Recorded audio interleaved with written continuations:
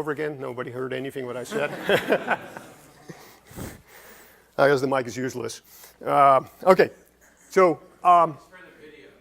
Yeah, no. Okay, so I have to retape the video for the beginning. Okay, here's a little snippet of code, and mostly I want you to focus on the comment that is right in the middle there, which says something along the line: we need to make sure that any blocks that were recently written out, perhaps by log-do checkpoint, are flushed out before dropping transaction from the journal. It's unlikely this will be necessary, especially when appropriately sized journal, but we need to do this to guarantee correctness. And you see immediately the performance consideration too, because the next sentence, fortunately, clean up journal tail doesn't get called all that often. Correct? And the worry here is that there is the journal is being written to disk, but before it actually is finished to be written to disk, somebody else already starts scribbling over the journal because it actually was released. And so therefore, there has to be this blocking operation or the synchronous barrier operation to make sure that all the data blocks are flushed from the journal before we start reusing the journal. And this is like a common example of bugs that you might experience where basically you forget to put a barrier in at the right place. And of course, normal operation, nothing bad happens, but only when a crash happens at an inopportune time, the disk will be in an inconsistent state. And so these bugs are hard to catch. As another example, so this is a data corruption bug, basically. Another example is a bug from a data disclosure bug from a while back, where, in fact, the bug was introduced in 2008 in Linux, and it took actually 6 years before somebody actually noticed that it actually was a serious problem. And it had to do with, I'm not going to explain the details because it's reasonably complicated, but there are two different optimizations that actually interact badly with each other. And as a result, in that particular case, it is possible that data blocks are not being flushed before the transaction commits. So the transaction commits, everybody thinks, okay, the data has been flushed, but actually the data hasn't been flushed yet. And again, in an inopportune time, it could happen that you crash exactly at that state, so there's going to be some incorrect data blocks on disk, the transaction has committed, and you think that is the persistent state, even though it isn't the persistent state. And these bugs are tricky, and so this seems like an exactly sort of at least this is why we got excited. This seems like exactly the sort of type of thing or a piece of software where verification would be very good at, right? Because you're forced to reason through all the possible cases and explore them and prove basically that everything is correct. Now, just to put a little bit in context, we're not the first to notice this, as you can imagine, correct? Because everybody's actually studying these file system bugs. And so there's a huge literature on actually dealing with bugs in storage systems. But most of the approaches fall in sort of three ways of going about it. And so just to put the work we're doing in context. So 3 approaches. One, there's basically bug finding tools.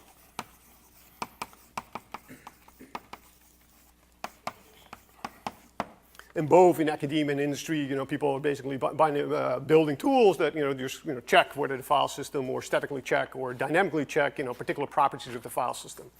And this actually area of research has actually been hugely successful. Like a lot of the bugs that are actually found in Linux or any other file system are because of bug finding tools.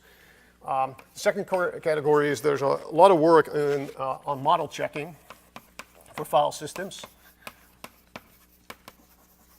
And again, that work actually has been quite influential and has been going on for a decade or more, and the results have been extremely good. Again, people find real bugs. The developers from operating systems fix them, and et cetera, and they keep going. So then the third area is verification, or the third approach, and that's sort of a little bit more, the new kid in the block. For the last, couple of years, or the last 4 or 5 years, people have been pushing on verification in the context of file systems, so particularly in the context of crashes. People have verified components of file systems before, but doing whole file system verification or whole file system verification is a much more of an active area of research. And so most of the lectures that we're going to be talking about in the next couple of days, fall completely in the verification area, which in some sense has been so far the least impactful, area of research. Right? These guys actually really find bugs and, they repair them in real systems. But it seems promising because, it is the case that these, two approaches will find bugs, but it can't prove the absence of bugs. And so, this is the only way to sort of prove, that there is actually no bug at all, under some certain set of assumptions. The last, hopefully, depending exactly how the next 4 lectures go, we'll maybe spend a little bit of time on model checking, just as for a completely different approach for doing things, and look at some of the very recent work that actually has very little proof overhead, but can make strong statements about the file system. Okay, so to actually make this all concrete, we worked on a bunch of labs or exercises for you. We put a note yesterday on Piazza, we're encouraging people to, clone the repo and try to build it. And we're not, there's only 4 days, so we're not going to build a complete file system. There's not enough time to do that. Instead, we try to crystallize the key problems into very small little exercises, all in the context of disks. And so, for example, the first exercise will be a disk that has a bad sector. And your goal is to take that disk with a bad sector and build a remapped disk that basically unmaps or remaps that bad sector in some different place. And you got to prove that remapping disk actually has the same spec as a correctly working disk. And you will find that even though that is a simple, sort of seems like it's a very simple problem, it's actually reasonably hard, to get it right. And the second exercise, which is the replicated disk, where we're going to take a file, or we're going to take a disk, think about it as like RAID, but in the most simple form, we take a disk, we have 2 physical disks, and we replicate the data on both disks. And you have to prove, again, that under failures and crashes, the replicated disk behaves, correctly, compared to some ideal, abstract disk. Okay? And so that's going to be the plan. To get you a little bit excited, we'll jump in, to the exercises. And in fact, we'll start off with a demo of the replicated disk so that you sort of know what in the end, hopefully, you have running and hopefully a proof for. So Nikolai has all that set up, so we'll switch off here.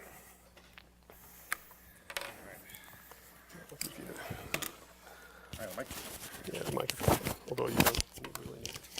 Apparently the video. Depends if you want to be taped. I guess I can, avoid taping by just not using the microphone. It would be a silent movie. All right. So, let me try to resurrect my screen here. Something like that. Oh, yeah, thanks.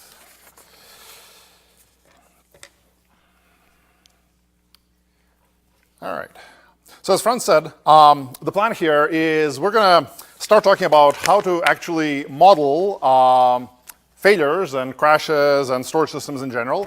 And I'll start off by doing a little demo about of the piece of code that hopefully you will have implemented and verified by the end of these 3 homework assignments.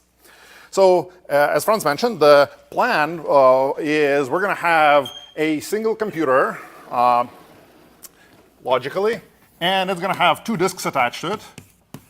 And we're going to write some software running on this computer that basically interposes between the file system running on the computer and the disk interface. And it takes these 2 disks, mirrors them, and pretends like it is a single disk to the file system. So the file system can just keep running while the disks underneath are failing.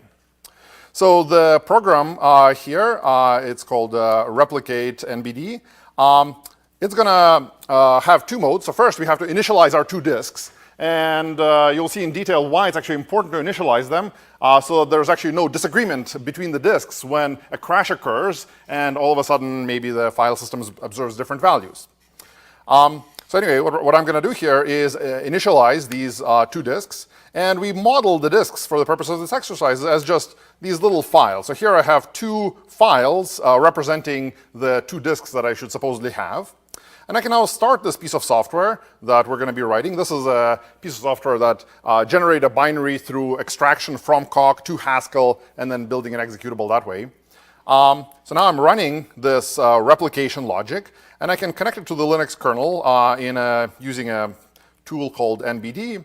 And I now have a block device that my Linux kernel on my laptop has that corresponds to this mirroring implementation. And I can treat it as any other device. I can actually make an ext4 file system on this block device, and I can mount it on my machine.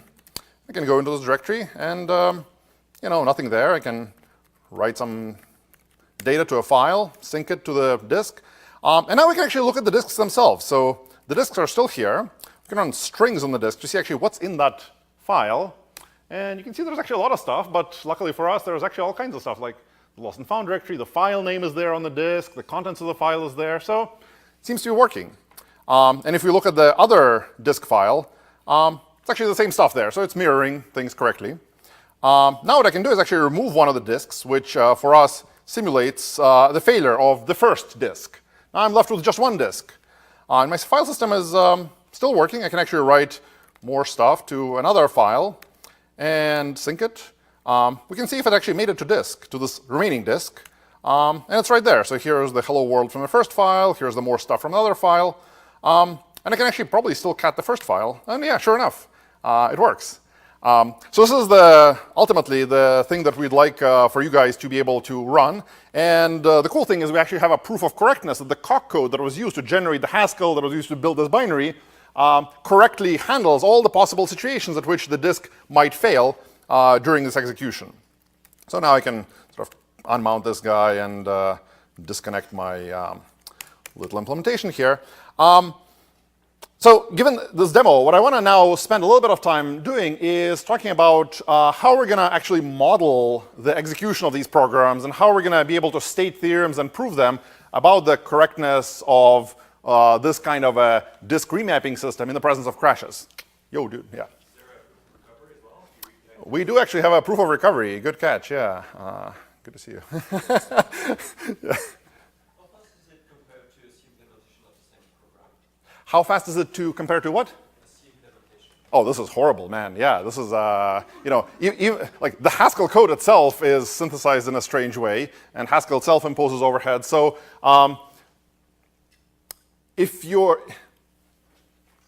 depends on the context in which you're thinking about it. If you're running it on a rotational disk, it's probably okay, because the disk is even slower. If you're running it on a high-end SSD, like a $1,000 Intel SSD, that thing is super fast. And you will notice that the CPU execution time running the Haskell-generated executable is going to be slower than the time it actually takes to write to the durable storage on an SSD. So this is not, of course, meant to be the final approach to generating these systems. What we're really trying to figure out is what is the right way, or a good way anyway, for reasoning about crashes and, as Sergio pointed out, about recovery from a crash. So as it turns out, even with this mirroring disk that I was just demoing to you guys, if your computer crashes in the middle of doing something and then comes back up, it turns out that you can't just start running, because your disks might be a little bit out of sync. And this might actually lead to really subtle problems down the line. You have to actually resynchronize the disks, recover them afterwards. So what we're really focused on is writing implementations and specs and proofs about this kind of crash handling, recovery handling, etc. And we're not as focused on generating efficient executable code. And our sort of hypothesis is that that's a orthogonal problem that maybe things like Certicock might solve, or maybe you could do something more like Certicos where you reason about C code and then you can write very efficient C code. But the focus for this set of 4 lectures is really on the failure, crash, recovery handling, and not on the efficient code execution part. Make sense? And thanks for questions. You guys should keep asking. This is basically interactive. I'll open up Coq ID and look at some code. Okay, but I guess before we look at concrete code, what I want to draw is some pictures about what is our sort of general way of thinking about these kinds of systems. And hopefully quite a bit of the stuff is going to look familiar to you guys. We're going to do refinement and state machines and simulation proofs. But just for completeness, I want to go over it again, partly in case our definition of refinement and state machines is a little bit different, and partly so that I can point to pictures as I am looking at the Coq code later on in this lecture. So the plan, as with all sort of state machine kinds of arguments, is that we're going to argue about the correspondence between two layers in our system. We're going to call one the spec layer, and the other is going to be the code or implementation layer. And both of these layers, we're going to think of them, we're going to think of the world or our system as being in a particular state at any given time. So here's state S0 at the spec level, and at the code level, you might also have states, C0, let's say. And we imagine that our system evolves through different states. So we were in state S0, and then we take a step, and now we're in some new state S1. And we actually took some sort of a transition between these two states. And I'll give you an example of a particular state and what these transitions mean in a second. And at the code level, we're going to have similar things where you have a code state, you have some sort of a transition, you jump into a new code state. And then more transitions, more code states. And the diagram that hopefully you guys have already seen to some extent is one of refinement. So what we'd like to do is talk about a particular implementation that really uses code state. So the code state here, you might imagine, is the state of my laptop. So there's some bits in memory, there's some stuff in registers, and so on. And the transitions are my laptop executing x86 instructions and devices running operations themselves. And we would like to argue that the code running on a machine actually behaves abstractly like a specification of what we'd like my machine to be doing. And for that purpose, we're going to introduce some kind of a relation that we'll call this abstraction function that connects code states to specification states. And the diagram that is going to convince us that the code that we are running corresponds to the specification that we would like to prove is that every code state corresponds to some specification state along the way. So maybe here, this state corresponds to the initial state where I was before. Now, while in the middle, this code state, I've done something, but as far as the specification is concerned, I'm not done yet. So I'm still sort of in the initial state. And eventually, I get to a code state where I map onto the final state of my spec. So this is probably a little bit abstract. So let me give you guys a little bit of an example of what this concretely might correspond to. So the example that we're going to talk about, both on the board here and in code, is a simple example of a statistics database. So the statistics database is going to be very simple. It'll keep track of a bunch of numbers you type in, and it'll report to you what the average so far has been. So what is the state for our statistics database? So the spec state is going to be basically just a list of numbers, and a list of integers. And the transitions that we would like to support are going to be adding a new number to the database and asking for the mean of these numbers. So if we add a new number, what this means is that the new number should end up in this list. If we ask for the mean, then we should get back the average of all the integers in the list so far, and maybe some sort of a none return value if the list is empty so that we don't divide by 0. So that's the spec and the transitions for it. And then at the implementation level, of course, we want to implement it on something lower level that isn't going to keep track of a list of all the integers so far.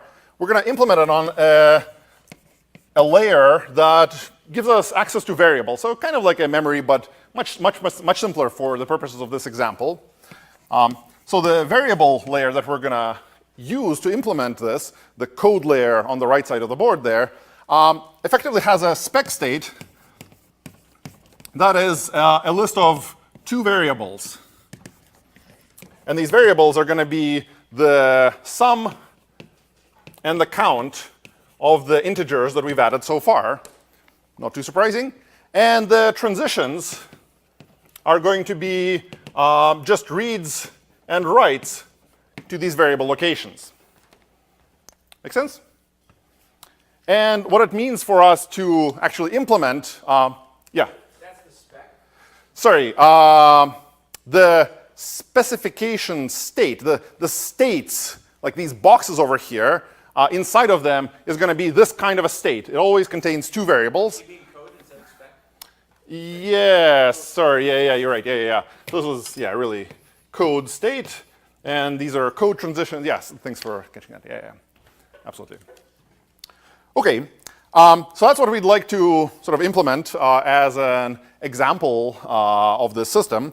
And what we're going to end up doing is for every one of these transitions or functions or procedures that you might call in the spec state, like add or mean, we're going to have to come up with an implementation that performs transitions at this lower level. So for every add operation we want to run abstractly, we have to come up with a sequence of reads and writes to variables that will manipulate the code level state accordingly. And similarly for the mean, when we want to return the mean, we have to read and write some variables to actually do so. And we'll have to come up with a correspondence that helps us prove that we are doing this all correctly. So let's see. So how should we write this correspondence, at least on the board abstractly? Well, this abstraction function should say that the count variable at the low level is equal to the length of our list, and the sum is probably the sum of the list. So that's what our abstraction does to connect the concrete code and memory state that we're talking about at the real machine to this hypothetical list of integers that we'd like to think about at the interface level, but not actually materialize for performance reasons. Make sense? Any questions? Should be fairly straightforward here.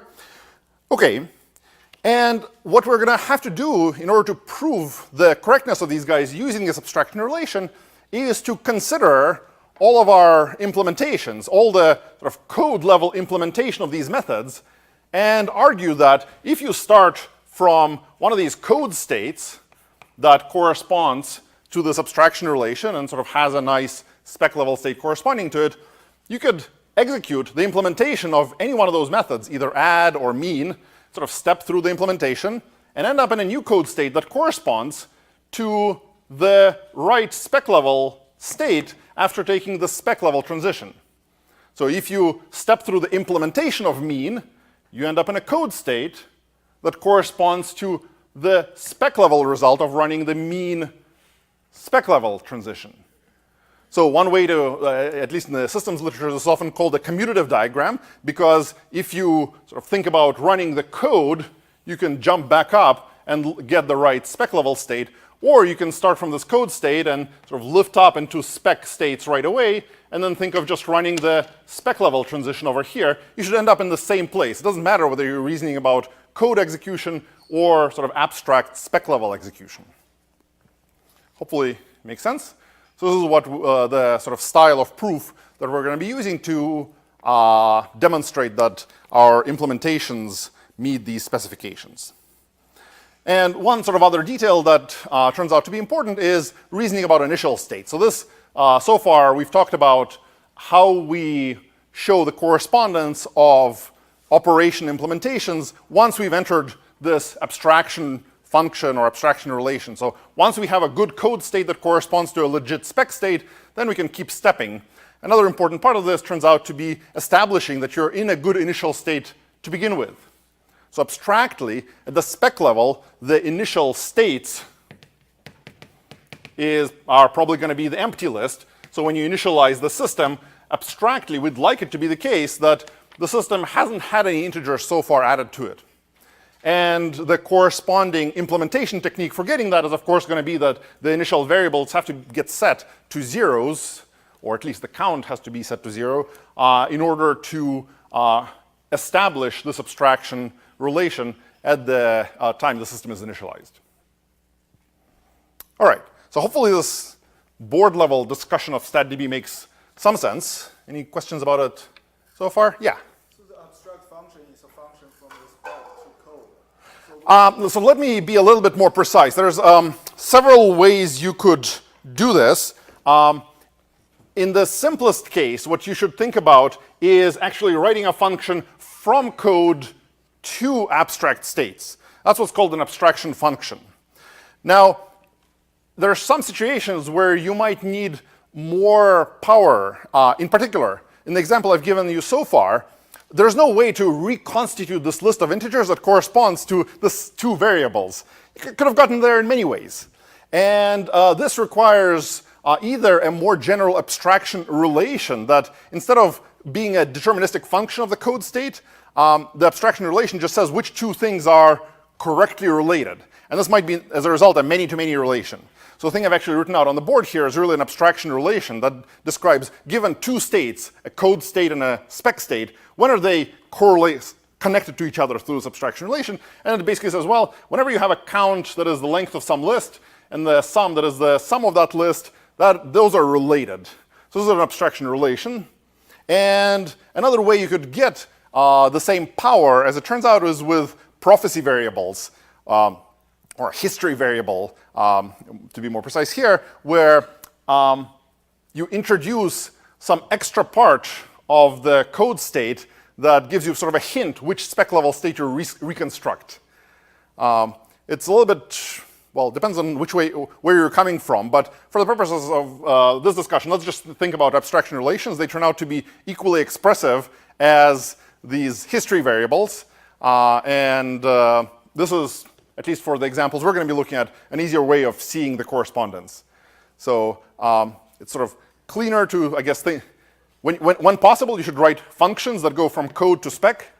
But if you need to non-deterministically choose something like resuscitate this list of integers out of nowhere, then write an abstraction relation that says which things might possibly correspond. For the simulation you want to prove is which direction? So we would like to prove that every execution of code corresponds to a legitimate execution at the spec level. And this will allow us to sort of intuitively think that my computer is running some code, and using the theorem, I will convince myself that whatever the computer does was an execution of some code here, and that corresponds to a legit thing at the spec level. So I can now look at my spec, see what the spec allows to happen, like which results could I get from the mean, and conclude that these are the only things that my computer will ever output. So we reason about executions of code, and we prove that all of them correspond to executions of this abstract spec layer. Make sense? All right. Any other questions? All right. So let me pull up an implementation of this in Coq. Instead of pulling, I guess there's a, as with everything in Coq, you define sort of your own little universe to live in. So I have to give you guys a little bit of an introduction to our universe where we implement all these details, and it's unfortunately different from the other universes you've seen so far. But here's the things that I would like to sort of show you. Here is a definition of this top-level StatDB specification. So what it starts out by saying is that we have two operations that we'd like to support, add and mean, very much like what we were drawing on the board. And the state that we're going to have for our specification is a list of integers, or nats in Coq terminology.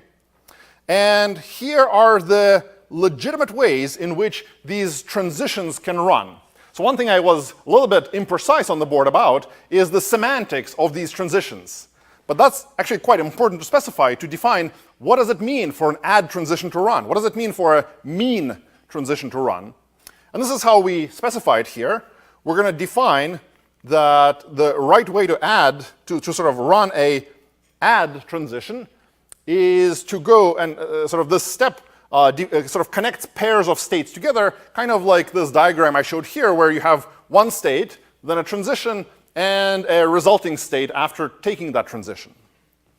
So for the add transition, it takes a state, an arbitrary unbounded state, as the starting state, and the resulting state after performing the add is you add the v, the argument to the add operation, to the list of integers so far, which is our state. Make sense? Questions? Okay, And here's how we define the mean operation. We actually have two sort of ways the mean could run. The first way is if the state is actually empty, then there's actually no way that we could talk about the mean of an empty list. So what we do is we actually return in cockterm an option nat. So we could either return none, which is what this transition says here. If the state is nil, then you step from the mean opcode from any state that happens to be nil to that same state, and you return none. So our transition function takes both the transition you want to run, like mean, and it talks about the result of that transition, in which case here is none. And the other definition here says that, well, if the length of the state actually happens to be greater than 0, so it's not an empty list, and some value r is what you get if you sum up the contents of the list and you divide it by the length of the list, then you could step from any state to that same state and return this sum r that we just computed by dividing the sum by the count. Make sense? Any questions about this? So this is hopefully a fairly direct encoding, or our particular encoding of the stuff I've drawn on the board for the spec of the StatDB module into Coq terminology. Yeah? Is there a reason for having the extra equation at state is nil instead of just putting nil at the conclusion of step mean empty? So you mean like instead of here, just change the state expression to nil, like that? Yeah, exactly. So the reason is really has to do with automation. As it turns out, if your conclusion of this step mean empty constructor of the step inductive hard codes the transition as being from nil to nil, then if you try to apply it in a goal where you don't have EQ equality literally right there of the thing being nil, then the constructor just doesn't apply. Whereas if you state it in the way I had it stated, which is a little bit sort of roundabout, then you can always apply this goal. Then you get a proof obligation requiring you to prove that the thing is nil. So there's a little bit of a coding trick to make the automation later work out nicer. You can't always apply it. If you don't know syntactically the first and final states are equal, then you can't apply it. Yeah, okay, yeah, so sorry. So of course, yeah, you can't apply it. You also can't apply it if the opcode is not mean and if the result is not none. But yeah, absolutely. So it encodes some constraints syntactically, but others sort of turn into a proof obligation later. Yeah. What is semantics you're mentioning there? Yeah, the semantics we'll get to in a second. It is basically saying that this step relation that we're defining right here produces something that we call a semantics, which is basically this kind of a transition relation. We'll look at the definition of semantics in a second, but it's one of the several things here that are a little bit not defined yet. Yeah?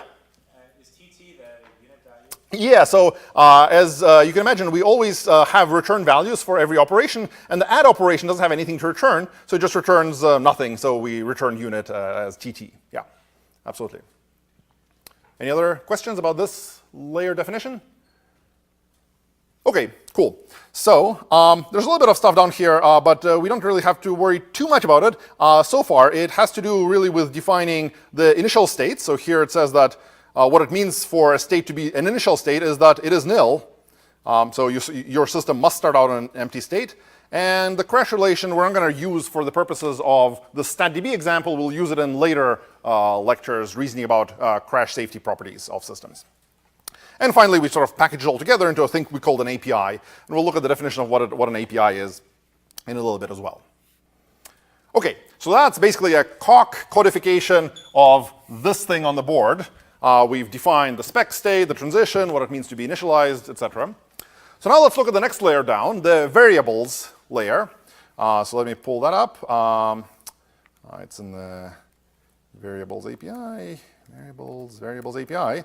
So here's what we use to formalize this next layer of transitions.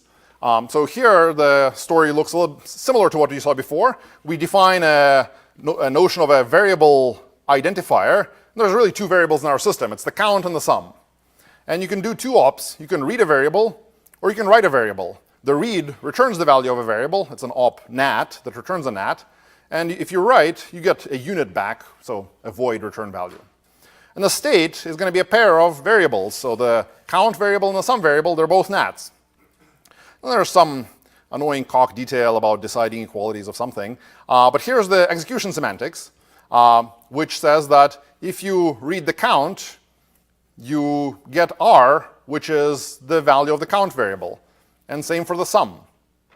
And if you write them, then you step from an arbitrary state called state to a new state where the appropriate variable has been updated.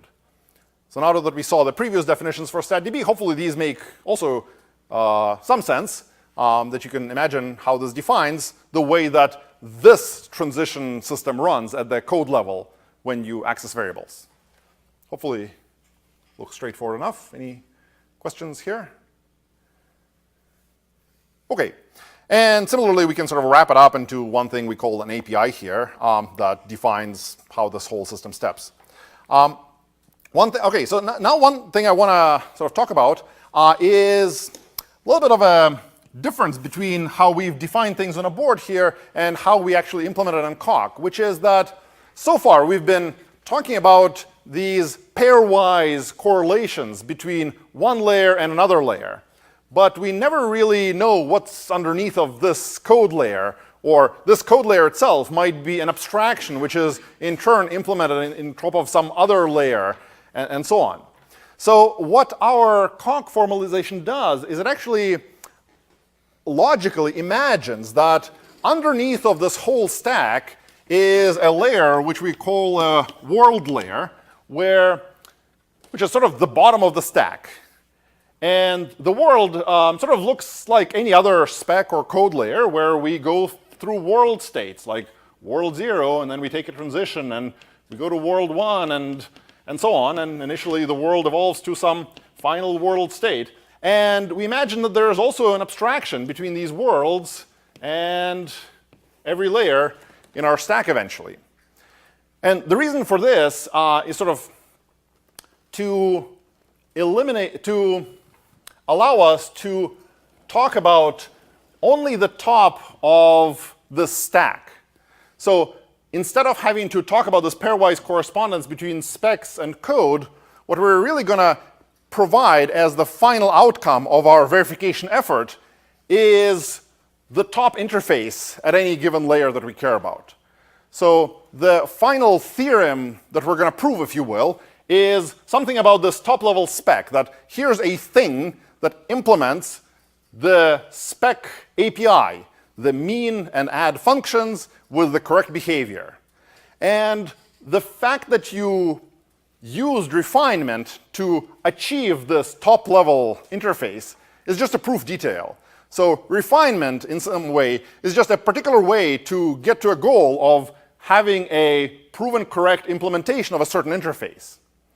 So every API in our Coq formalization really exists as a complete implementation of that API on top of this abstract world. And we never really define what this world looks like. This world is, if you can, I can pull it up in Coq source code so you can see a little bit more concretely what I'm talking about. This is in refinement prog.v.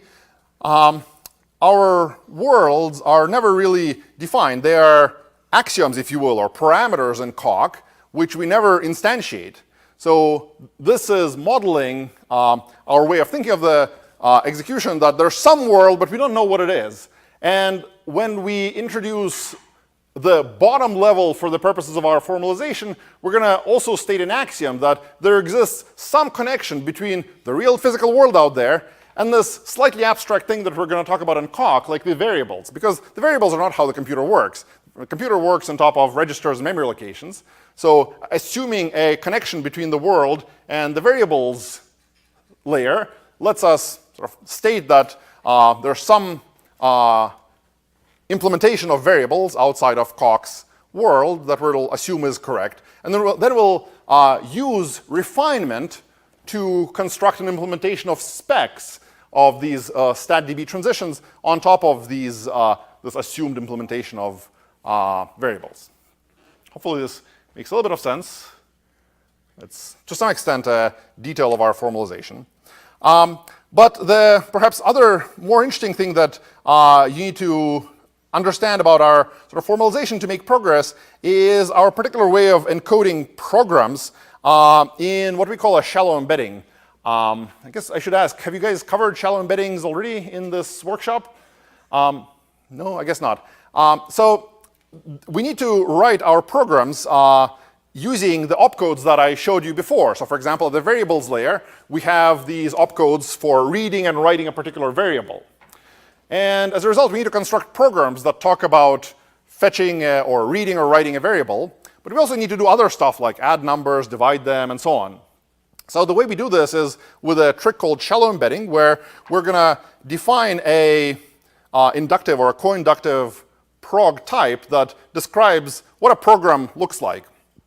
And it has the sort of usual bind and ret that hopefully are familiar to a PL audience like you guys. And you can have opcodes that come from the semantics of your layer, like reading or writing a variable. And the sort of one subtlety that sort of, when I think of these shallow embeddings, is that when you bind to the result of a previous computation, so you do something and then you do something with the result, you get to use Galena, sort of the Coq language, to process that result.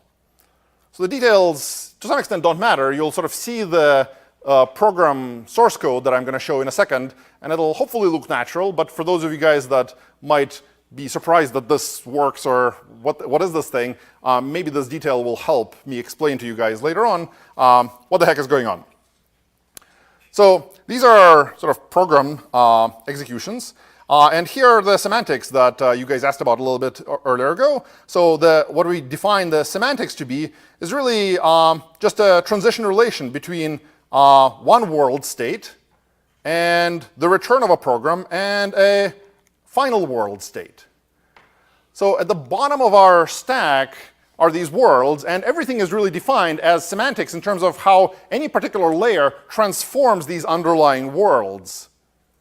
And we don't actually we don't force the proof engineer or the developer to talk about worlds explicitly at the spec level. They can talk about the abstract spec state here, but the low-level semantics is in terms of worlds, and the way we achieve that is by saying you start out in some initial state as 0 that happens to be connected through this chain of abstraction relations to a world state at the very bottom of the stack. Then you run your transition, and you get some new spec state S1 that happens to be connected to this world state at the very bottom. So somehow you evolved a bunch of world states so that the first one looks like where you started from, and the last one looks like where you want to finish at the spec level. Make sense? A little bit? This is getting into some technicalities, unfortunately. Yeah?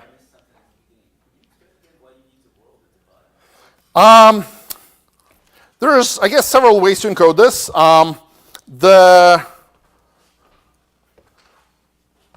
You could certainly not have worlds at the bottom. The very specific reason why we like having worlds at the bottom is so that we don't have to have a separate linking phase. So if you don't have worlds, then what you have are these combination of refinements between two layers. And as you build up more sophisticated systems, you're going to end up with many of these pairs of layers. And to put them together, you then have to take the sort of things that promise to implement the bottom of one of these stacks and somehow link it up with the top of another stack. And you have to sort of keep linking these layers together. And that turns out to be a slightly annoying syntactic operation to do in Coq. So for the use cases that we were excited about, it was easier to always assume that there's some world at the bottom. And as a result, you never have to actually link things together. You always build on top of a previous thing, and the linking is sort of automatic. You are immediately using the implementation of the thing underneath of you, instead of assuming that, oh, there exists some implementation, and then separately linking it later. This is like some Coq technicality in some sense, or symbol pushing business. Not super important, and you could totally do it without worlds. You end up having to be a little bit more explicit about first defining the abstract notion of this state and these transitions, then separately defining an implementation of these transitions in some lower level refinement, and then having some sort of a substitution mechanism that zips them together. like walks through the syntactic transitions you had here and plugs in their implementation from the next lower level refinement. Sounds like certified programming with layers. Sounds good, yeah. So we didn't really, I don't know, we didn't go down that route, yeah. I think that's in some sense right, that I think the Certicos approach, to my understanding, I didn't listen to yesterday's lecture fully, is that they actually have these sort of individual pairs, and then they zip them together. And as a result, you have to sort of define the layer twice. Once when you implement it, and once when you say, well, okay, here's an abstract layer. I don't have an implementation yet, but let me build something on top of it. And then you have another linker that goes and zips them together. I don't know. So we tried this out. Turned out to not be super clean and cock. We gave up and did this world thing instead. But there's nothing really deep going on here, I think. All right. Yeah, question? So in this code, this is simple, but for other examples, your code may need some like system calls or other, does the world expose the interface like that? The world doesn't really expose anything. So what's really going on at the end, so what happens is that at some point, so you implement a couple of these layers in Coq, and then at some point you stop implementing things in Coq, and you extract to Haskell, and you implement the rest of it in Haskell using direct access to system calls from Haskell, etc. And you basically state an axiom that sort of everything below this point, this is Haskell, and this lives in Coq. And you state axioms about the behavior of the Haskell code by basically saying that there exists some abstraction between some hypothetical world and these things. And these things behave in the way that we've specified, for example, for variables. And then in Haskell, we have an implementation of variables using memory, monads, IO monad, etc. Yeah. Good question, yeah. Yeah, so one sort of fascinating thing for us was, or actually building the system, is actually seeing how everything clicks together, because sort of you live in this Coq little universe and you prove things, but it's interesting to see how you really connect with the outside world. And this is one way for at least these exercises that we are doing this. Yeah. Okay, so the next thing I want to show you guys is how we actually then prove theory, or make statements about the behavior of these programs. And we do this using something that looks kind of like Hoare logic. I guess you guys maybe haven't talked about Hoare logic quite as much, but basically we have this definition called ProgSpec that talks about the executions of a program. So this exec relation talks about how these worlds evolve at the bottom level. And what a ProgSpec says is that a given procedure, P over here, could execute. So this R-exec relation says you start executing with a world, and you run this program P. And if you finish, then the resulting state satisfies your abstraction, and it satisfies the post condition, which is effectively the sort of final outcome of these transition semantics.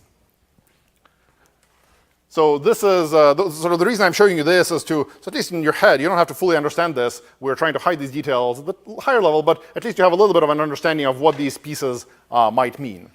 So we're trying to here connect executions of programs to what they establish after finishing their execution. So post conditions and also recovery conditions that we're going to talk about in tomorrow's lecture and the rest of the class. And on top of this, we can actually implement refinements that prove the correctness of some implementation of a thing like our little StatDB example here on the board. So the final piece of infrastructure that I want to show you guys is this notion of an interface implementation, which allows us to construct an object that promises to implement a particular interface. So this is an object that we call an interface, which consists of an implementation of that interface, which is basically a program implementing every one of the methods of something like StatDB here, along with proof obligations or proofs that this implementation follows the specification correctly. And this implementation proof obligation uses this ProgSpec thing that I showed you a little bit ago to say that if you run every one of those methods, each one of them establishes the correct post condition. So this is just to get you guys on board. So let me now actually jump in and look at how we implement this little StatDB example And here's the implementation of this guy. So this is, we're now back out of the depths of our particular little universe formalization. We're back hopefully in things that look kind of like the stuff we've been writing on the board. So we are now implementing the statDB on top of the variable abstraction. And what should we do in order to add a new variable to our abstraction? Well, right now I have actually no code. It just does nothing. And the mean also does nothing, returns 0. I'm going to implement add for you guys and sort of walk through what it means to do this proof. And I'll give you guys like 15 minutes in lecture to actually walk through and try to implement the mean on your own and do the proof so you get a little bit of a handle on how this works. So let's implement add. So in order to add a thing to our list, well, what's going on here? We have two variables, the count and the sum. I have to actually modify both of them. So I have to first read them out. So in our little programming language, what this means is I have to do sum gets the primitive of reading this var sum. So let me unpack this notation a little bit. So this is kind of Haskell style, monad notation. The sum variable gets the result of this operation. And this prim fetches the primitive operation from a lower level. And vars denotes the lower level from which we want to fetch it from. And here we basically says, well, it's some interface of the variables API. So we want to get the read opcode from variables and run it with the var sum argument. And then we'll fetch the count, which read the count variable. And then we'd like to store them back with appropriately adjusted values. So we'd like to do primitive, write the sum to be, I guess, sum plus v. And we'd like to also write the count to be count plus 1. And then we're done. Just return nothing. And the one sort of annoying technicality is that everything returns. So we have to discard the return value of the write. Make sense? So this is how you implement a little method like adding a value here. Here's the mean. You guys are going to implement this. Here's actually an implementation of initialization. It's actually quite important that we initialize both these values to 0 so that when you start things up, the implementations variables correspond to the supposedly empty list. And we actually have to prove that this is correct.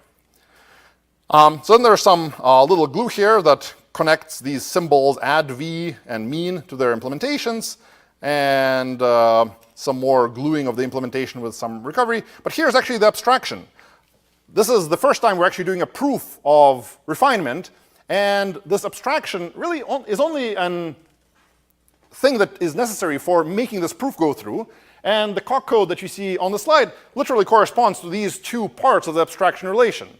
It says that the count from the variable state is the length of our abstract stackDB state, and the sum variable is equal to summing up using fold right the list of integers from the high-level spec state. Make sense? Okay. And this abstraction statement here basically composes the abstraction with the abstraction of the thing underneath of us so that we get a full abstraction from the worlds all the way up to the spec. This is another technicality that you mostly can ignore. And now we're into the proof. So this is basically the last part of constructing the implementation of the statDB. And there's some mechanics, but here we're at a point where we need to prove that for every opcode that you might possibly run, its implementation, op-impl of that opcode, corresponds to its specification using the prog-spec relation that I showed you guys earlier. And we have some LTAC proof automation here that will mostly help you with these proofs. So probably the right thing to do first is consider which opcode are we running. And there's actually two cases. We destruct the op, and now we have two goals. One is about the add, and one is about the mean. So let me prove the add implementation, and I'll let you guys prove the mean on your own. So the first thing we have to do here is this tactic lift world. So the prog spec right now talks about the execution of add on top of the raw world. That's not how we want to think about it. We want to actually think about it in terms of stepping at the code level, which is just one layer beneath of us. So the lift world tactic does that for us. And then what we need to do is we have an implementation of basically symbolic execution that will take this implementation of the add code and symbolically step it through and produce all the possible execution paths through the implementation of add. And this turns out to actually just have one symbolic state afterwards because we had no if statements or other branches. And now we have another tactic for you guys called solve final state that'll get you to hopefully a fairly clean statement that you can now prove. And you guys have this code. If you git pull, you'll see all these tactics in there. So the proof obligation you have is starting from the fact that you had a statDB abstraction, which is this relation on the very right side of the board. You have to prove that the statDB abstraction also holds in a new code state where the variable count has been bumped by 1 and the sum has been bumped by v. And this code state corresponds to adding one more element with the value v to the spec state. This is exactly the thing we're having on the board. And the way you prove this is you unfold the statDB abstraction in all your goals so that we can actually look at the details of the fact that it's length, state count is length, and the sum is the fold. And the next thing to do is probably simple all this stuff away. Gets a little bit cleaner. And now let's intuition, break it up. Now we have two goals. We basically have to prove that both of the parts of my abstraction relation hold. Well, actually, they're all pretty easy. Omega, this is just some arithmetic. Omega will solve this one. Omega will solve this other one. I'm done. So that's the proof of the add implementation. I can sort of step through the rest of this guy, and I'm done. And just to show you guys what this does, I can run make, and it'll sort of build my whole implementation. And I get a binary called statDB CLI that'll let me input numbers. I can input 5, 10, 100. It actually adds them to the variables, but unfortunately, it keeps reporting 0 as the mean because that's our current implementation, and we don't have a proof. So the task for you guys for the next, let's say, 10, 15 minutes is to try to implement the mean and prove its correctness. You can git pull this particular repository, this URL. If you haven't already, I posted this on Piazza also. And you run make, and you try to make it work by editing this file, source statdb implementation.v, and you'll see the places where you need to implement this. So you had a question back there, and then you, yeah. Well, what I'd like to do is ask a series of questions to clarify my understanding of the whole big picture. All right, so let's see. We're kind of running out of, maybe I'll sort of chat separate. And you had a question? Yeah, which is, so one of the tactics in what the script you were just looking at was unshell deconstructor. Oh, yeah, man, there's all these, we can chat separately about the particular silly reason why we need this, yeah. Just, What does it do? eConstructor, yeah, unshelve sort of turns all the evars generated into separate subgoals that you now have to prove. Okay. Yeah. Yeah. All right, yeah. Anyway, and keep it under 2 minutes. All right. Can you go back In the meantime, you guys can start cloning and running code and yeah, whatever. to your main monad that has like the crash constructor and other constructors? Crash constructor, yeah, sure. So here's the, let's see. So this is the monad for the program type. So it's my understanding your file system is implemented partly as pure functional Galena code and partly as a very imperative real world. Yep. And the way your pure functional programs interact with the imperative real world is exactly through this co-inductive pod. That's right. And so where you see, I don't know, bind, which has got a P arrow prod P prime. Yep. That's some pure functional. So this is where the Galena code basically plugs into our imperative code. Exactly. Right. And so when the Galena code wants to interact with the imperative outside world and then come back into the Galena code, it's sort of a trip through this bind. That's right. Okay. So now if we go back to your add function, Yep. Yeah, so this is, do that prim monad operation. So in this case, the imperative outside world is not a disk, it's your variable. that's right. Okay. And so when we do the interaction through prim and left arrow Yep. with the variable, that's a trip through that monad to Yeah, so the semicolon is the bind. So just to rewrite this, this is really bind prim vars read var sum with fun sum arrow the rest of this stuff. So in other words, the add function is a part of your pure functional Galena code that has this very fancy functional program sum plus v in it, and it's interacting through the bind operation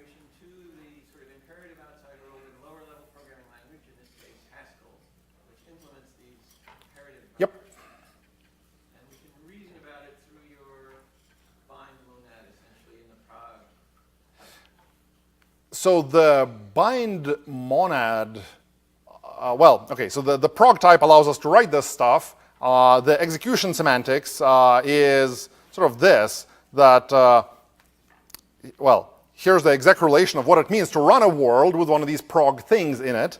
You can do a bunch of bind stuff that you could sort of imagine. You can bind the result of one to another. And here's sort of the interesting thing. You can run a base operation. And these base operations are like the actual, you can imagine x86 instructions in the world.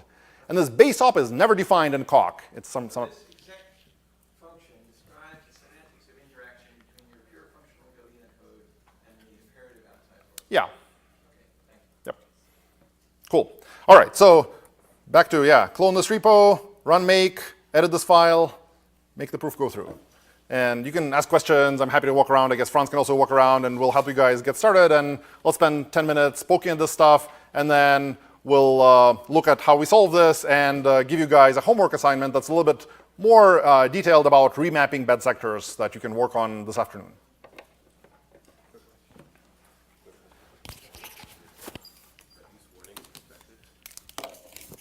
Yeah, those guys, yeah.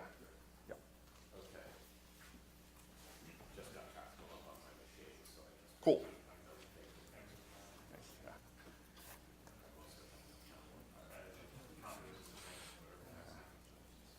Hey, there's like no deep reason why you're actually expecting Haskell, other than at the time we first did this with our file system, the kind of extraction generated code was segfaulted, so we used Haskell and that's disturbing. Yeah, it's kind of surprising. You know, the formally verified people will say, yeah, there's like an axiom that you violated. Yeah, go ahead. Can we just keep the installation of Haskell because this is just to be the final executable? If I didn't understand correctly, the Haskell part is just to be the final executable. Yeah, so if you don't want to generate this nice executable that actually lets you tinker with it, you could just compile all until sort of up to the point where the Haskell build fails and just monkey in the Coq universe and never get real code. Yeah.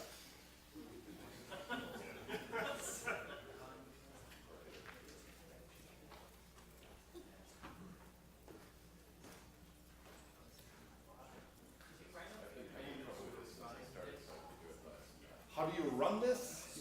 So if we actually choose to install Haskell, then we'll provide it. Yeah, you run basically. 5 minutes ago, you actually ran the command. Yeah.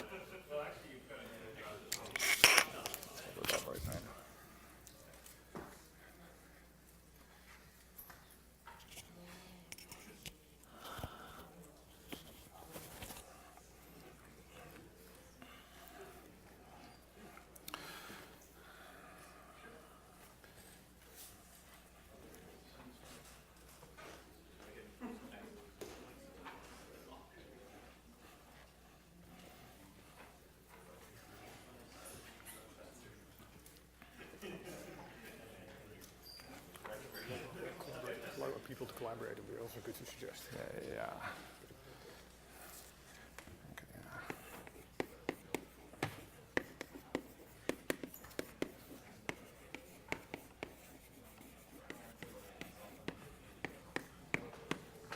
Okay. For a second? Yeah. So I'm getting all messed up here on state count. So I've tried.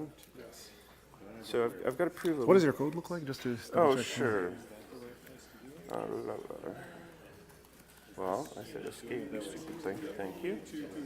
And so I may have. So here's my definition. Yeah, this actually doesn't work. Actually, there's like a good fix because if count is 0, you're dividing by 0, and that doesn't return none. A real bug.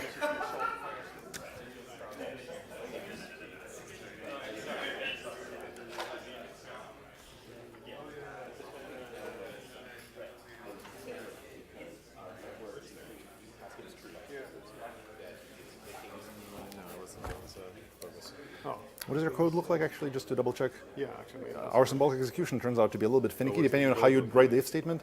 Actually, yeah, this less than or equal to, we don't support that operator. We'd have the double equals. Okay, so we just put that. Is there a good operator? Okay, less than question mark. I should add that too. Double equals works. Yeah, we should find a better list of these operators that we support. And turn off Yeah, somehow, like, our tactic destructs something stupid and, gets lost and loses the fact. Down to 0. It's more promising. Yeah, sorry about this bug, yeah.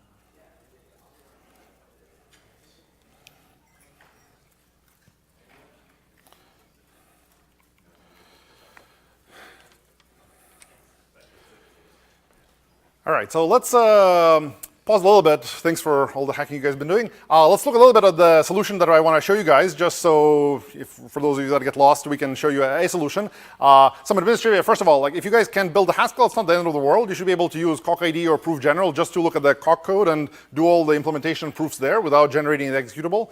So it should be okay. We can help you after this lecture or during the afternoon thing as well. And if you don't have a machine that somehow works with our code, find someone that has a Linux or a Mac machine that seems to work and collaborate with them, or you can collaborate without that reason as well. And we'll be around in the afternoon if you have other questions as well. But let's look at an implementation that at least we came up with. So our implementation reads the count for the mean. If the count is 0, we return none because there is no mean. You can divide by 0. And otherwise, we read the sum variable and return the sum divided by the count. So one thing we actually saw is actually some of you guys actually forgot to check for the count as 0 case and couldn't prove it, which is cool, like a real bug that is prevented by formal methods. Another bug with our infrastructure is, turns out our symbolic execution is not as smart as some of you guys. Like some of you guys used equals question mark, some of them used less than question mark. Our symbolic execution screws these up. We'll try to fix that, but apologies for the dead ends you guys tried. So here's the implementation of mean. Let's see what the proof obligations look like for it. So at some level, it looks a lot like the proof obligation for adding a value. So the first thing you do is lift the world. Then you do the symbolic execution, which should generate 2 sub-goals, exactly like here, because there's actually 2 paths corresponding to the if statement. And in each parts of these sub-goals, we invoke the solve final state tactic. So one thing I didn't really explain is the correlation between the tactics and the stuff I drew on the board. So the symbolic execution tactic takes the starting state and basically just executes it forward. So this is the symbolic execution path. So it takes the starting state and generates all the possible final states for you and generates a sub-goal for each one of these states. And the solve final state tactic takes the final state that you got from symbolic execution and tries to find a corresponding spec state and then leave you with the obligations to prove that this is a legit spec state by using the constructor from the step relation. So these are the 2 tactics that we are using. So in the 2 cases generated by symbolic execution, in both cases we try to find a corresponding spec state. This is the case corresponding to the situation where we had a count of 0, so we return none. And the proof obligation from the constructor is s equals nil. The way we solve this is we know that the state count is 0, so we need to just destruct the list and use our abstraction relation to prove that the only list that has length 0 is the empty list. Question? Yeah, you just talked really fast. Can you say exactly what you just said about those 2 tactics again? About the symbolic execution and final state? Yeah, so here we are in our proof obligation. We have to prove that the execution of the right opcode satisfies the spec. So we have to basically show this diagonal sort of connection. So the symbolic execution tactic takes an arbitrary state on the left here, takes the code for the implementation that you're considering, which is the right implementation, and does symbolic execution on it, which is basically explore all the different if statements and matches and conditions that you have in that code. So it looks at the if statement that we had in the implementation for whether the value of the count is 0 or not, and breaks that up into 2 sub-goals, and then keeps running the code in those 2 sub-goals depending on which branch of the if you go down. And it generates the 2 possible final states corresponding to the 2 different branches through the code. So this is the symbolic execution tactic. Sorry for the overlapping writing. The other tactic does the upwards arrow. So once we do the symbolic execution tactic on my screen here, now we're left in a situation where we have to prove that this code level state, a state corresponding to a bunch of variables, is actually a good one. Well, what it means to be a good one is we have to actually find a corresponding spec state and a transition that proves that, yes, this is actually a legit transition according to our top level spec. So this is the solve final state tactic that takes a concrete state that you've generated from symbolic execution and matches it up to some transition that you've defined in the step semantics for your specification. And then, after you've sort of lifted it up to the spec level, the thing that you're left with after solve final state is whatever conditions must hold true in order for that step to be allowed by the specification. In this case, returning none carries with it a proof obligation that the list must be empty in order to return none. And this is what we're left with having to prove: S is nil. And the way we conclude that is by using the fact that the count is actually 0 in that case, because that's the if statement that we checked in symbolic execution. So the way to get down to the ret none part of the program is to satisfy the if statement saying count equals 0. That is H2 in our hypothesis context. And then we just destruct S and consider the two cases. In both cases, it sort of works out. And the other case is the other part of the if statement where we return some actual mean value or some average count. And we have to prove that, first of all, the length is greater than 0. That's the first sub-goal. And the second is that I've actually returned the right divided thing. And it turns out that the proof is actually pretty easy. In both of these cases, you just unfold the abstraction in all the goals to extract the abstraction facts and run intuition, and it solves it. Intuition is kind of magical and whatever. Sort of works out. So that's the whole proof. If you guys got stuck, find us afterwards. We'll help you guys out. But if you got a binary to build out of this, you can actually run it. And now I can actually add numbers, 10, 20, 50. And it actually takes that numbers, adds them, computes the mean, prints it out. First off, it actually reports nothing because there is no numbers. So it's the none. And after you add some numbers, it actually starts reporting the average value. OK, so that's the in-class assignment. The thing that we want to leave you guys with for the afternoon homework is a slightly more interesting example of remapping bad sectors, as Franz mentioned early this morning. So this is in a different directory. This is in bad sector disk, bad sector API. If you actually go to the GitHub URL, you'll find a README pointing you at the exact files that you need to look at.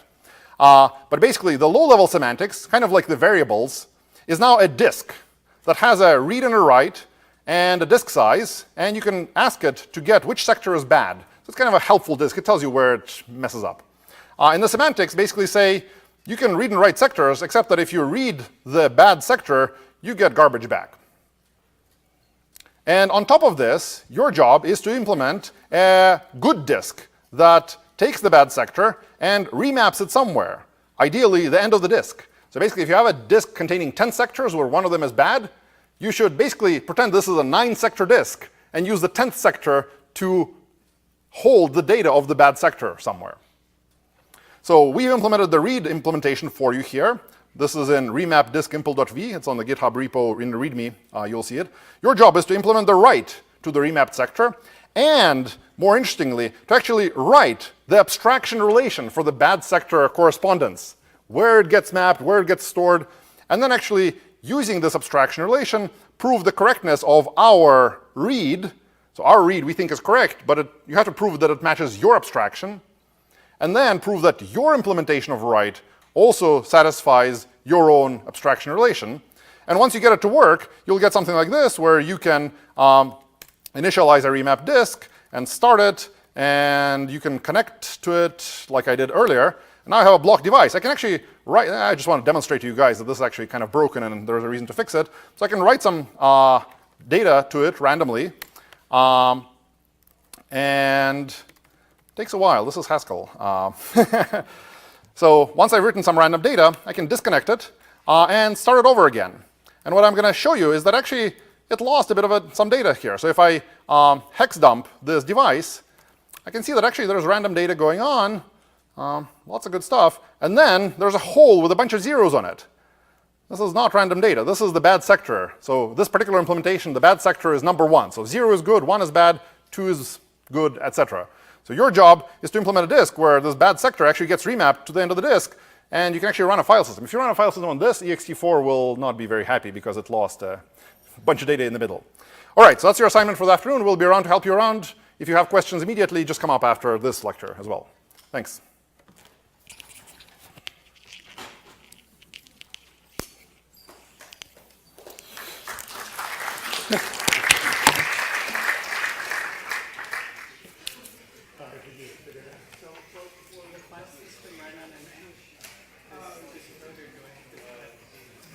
Some people have gotten it to run on a Mac. I've got instructions on running on a Mac. Sure.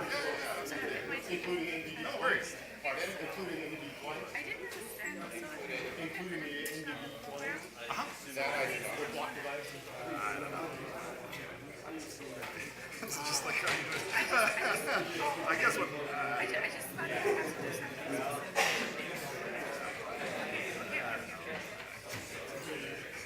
Okay, can you tell me where they actually find it? So the refinement actually happens in this proof that you construct. So you write some code. Maybe I can sort of pull up the example code we were looking at here.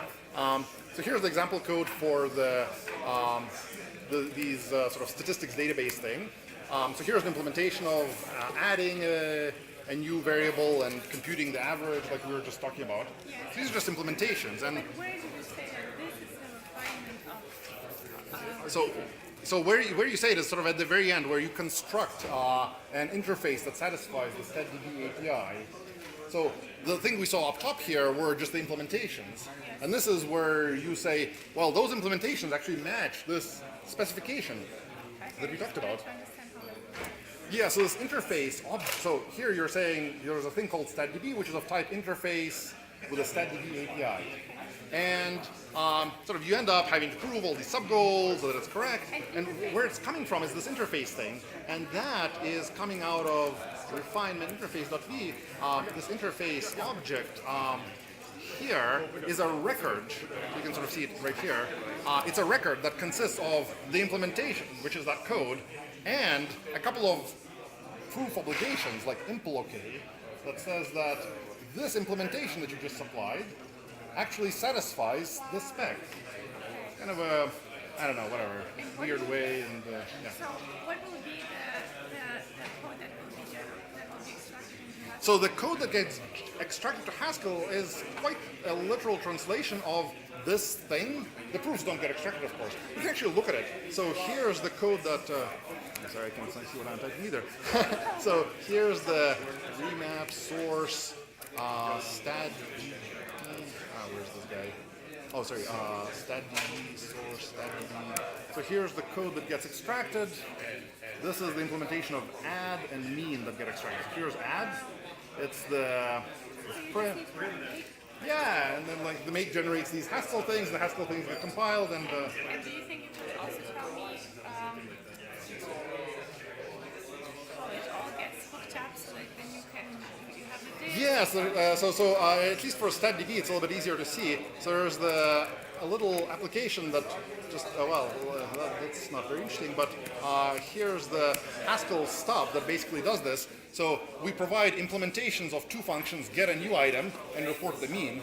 Get new item just prints something, gets a line, returns it, and report mean sort of prints the mean. And there's a little driver that actually is written in Coq as well. StatDB. This is the StatDB CLI, and here's a call fixed point loop. This is the infinite loop that you just run. You call mean, you report it, then you do get new item, which is a Haskell thing that asks new, prints the line to the user, gets an input, turns it into an integer, returns it, and then you call prim add on that thing, and just go back and loop again.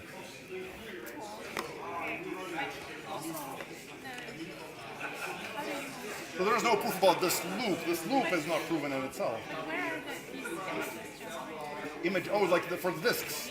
Yeah, so the disks are a different thing. So this is, I'm just showing the StatDB thingy.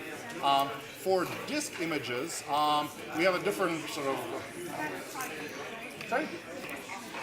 Yeah, so tomorrow we'll talk more about, or actually I guess this bad sector remapping is about disks, but sort of you don't have to, we try to avoid having to